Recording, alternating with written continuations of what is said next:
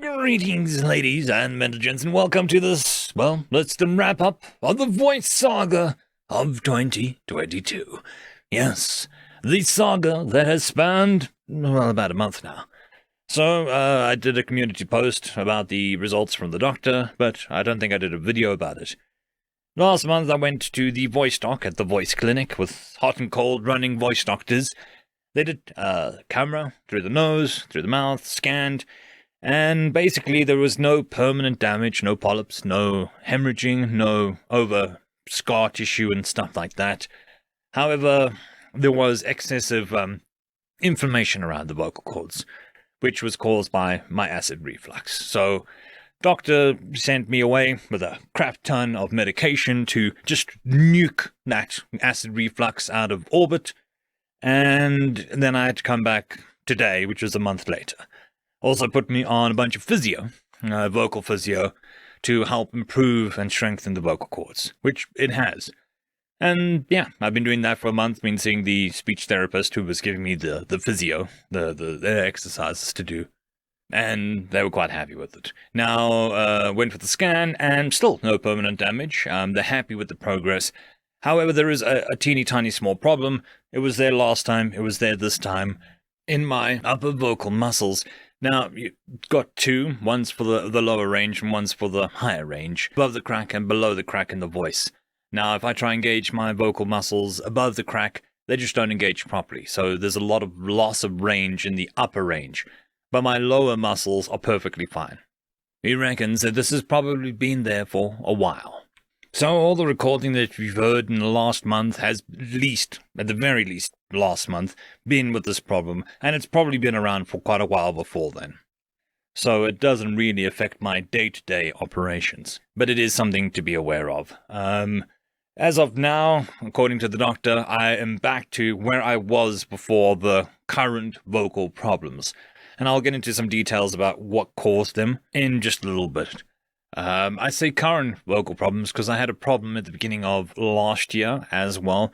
Probably same thing causing it, but the last problem was a lot more severe, so when I started having problems again, I decided to go the doctor route, just off the bat, because this time I could afford to take time off and afford to get to the doctor, to find the right doctor to have a look at it. Over the last 2 weeks, I've been pushing the voice up. As you can see in the recording schedule, it's almost close to where it should be.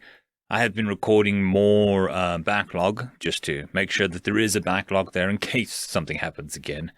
I'm at the level of where I was, the amount of recording that I was doing before, and I'm ending the day off a lot better. The voice is a lot less hoarse, tired, but that is understandable with what I'm doing. You know, you talk all day, your voice gets tired. Tired is okay, hoarse is not. So that's that. Now, what led to the problem is actually a bunch of things tying together just to make things worse. So one is the acid reflux. I thought I was managing it well with diet, but apparently not. Even a little bit is going to affect the vocal cords, so I put my vocal cords under a bit of extra strain, and then the acid reflux causes inflammation, and it reduces the amount that your voice can recover.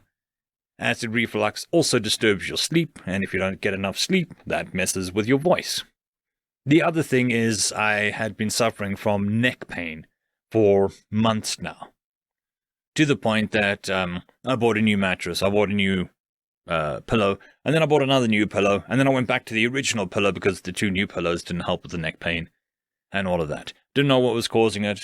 The doctor was like, okay, no, go to the chiropractor. Went to the chiropractor, and it's because of my chair and the way I'm sitting at a computer. But the way that affects the voice is it puts extra tension on the muscles in the neck, which means that the vocal muscles are tense, so you don't have as much range. So I had to get that sorted, which was a contributing factor to why my voice went hoarse in the first place and why it was taking so long to recover from it. The other thing was I have sinus trouble, and I was having a bit of post-nasal drip. Again, this affects the vocal cords, dripping into the vocal cords, causing extra mucus, fantastic stuff, and that puts extra strain on the voice, and it also means that the voice takes longer to heal. So all of these things are adding into the problem. It wasn't a physical problem, it was just a couple different problems just bounding into each other and making it worse. Yeah, but with the current physio and medication, I should be okay to carry on, and I shouldn't run into this problem again. Or at least I'm not causing any permanent damage. But herein lies the crux of the matter. This process to get you here has been costly. I'm not going to sugarcoat it. It was a real kick to the balls how much this cost. But I think it's all worth it so that I can make sure that the voice is fine, that the channel is fine, and that going forward I don't have permanent damage to the vocal cords. Which I've done. And now I know the correct doctor so that if I do have problems in the future, I can just go to them and then sort it out.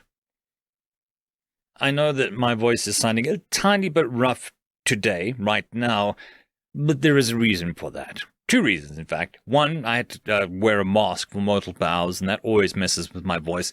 And two, I had a doctor shoving a camera through my nasal passage and in my throat to look at my vocal cords, which leads to a bit of bruising, so, it's going to lead to me sounding a bit rough. Now, on to the upper vocal cord problem. I've had this problem for a while, so yes. But the doctor reckons that if I get this sorted, it should increase my range significantly and possibly even reduce the amount of strain that I put on my voice. But he isn't entirely sure because he's never actually seen this problem before. When I use my upper vocal cords, when he had the camera in there and I try to use my upper vocal cords, it's like they half engage.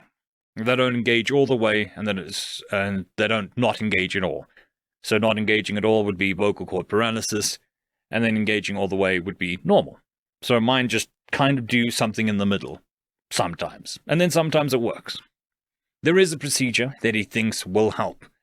The name of this procedure, however, does not invoke any confidence in me whatsoever. It is called a trial by injection, and it sounds like the shit that you would find in a Saw movie.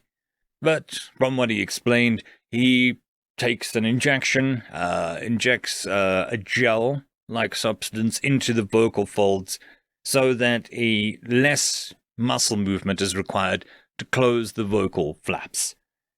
So the gel bulks up the vocal cords so that the muscle movement doesn't need to be as wide, if that makes sense.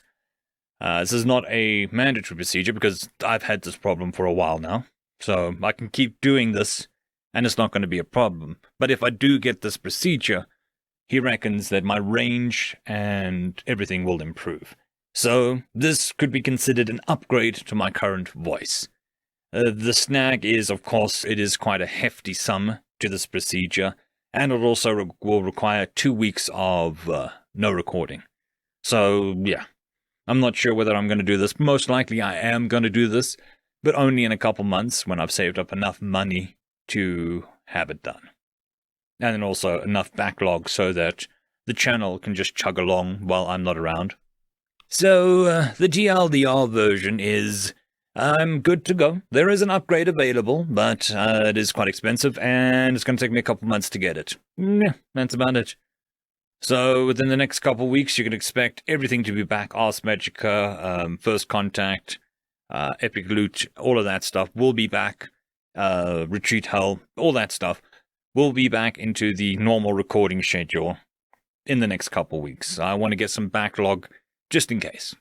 It saved my ass last month, so yeah, you may see some of this stuff sitting in private, and that's the reason. Yeah, if you have any questions or comments, just drop them down below, usual YouTube stuff. Yeah. No, hope you all have a good one. It's mostly good news. And yeah. Okay, cheers, bye. With trilogy and all that stuff. Bye.